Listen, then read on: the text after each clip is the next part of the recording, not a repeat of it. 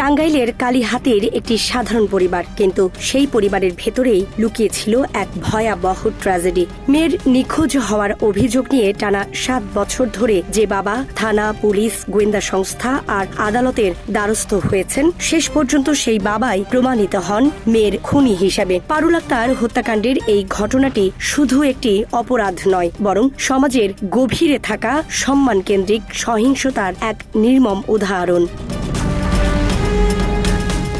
পারুল আক্তার 2012 সালের 28 মে পরিবারের অমতে একই গ্রামের নাসির উদ্দিনকে বিয়ে করে বাড়ি ছাড়েন। এই বিয়ে পরিবার মেনে নেয়নি, বিশেষ করে তার বাবা মোহাম্মদ কুদ্দুস মিয়া বিষয়টিকে নিজের সামাজিক মর্যাদার উপর আঘাত হিসাবে দেখেন। এরপর প্রায় 3 বছর পারুল ও তার পরিবারের মধ্যে কোনো যোগাযোগ ছিল না। পারুল ও তার স্বামী ঢাকার আশুলিয়ার জামগড়া এলাকায় একটি পোশাক কারখানায় কাজ করতেন, কিন্তু স্বল্প আয়ে সংসার চালানো কঠিন হয়ে পড়ে। আর্থিক টানাপোড়েন থেকে দাম্পত্য কলহ বাড়তে থাকে।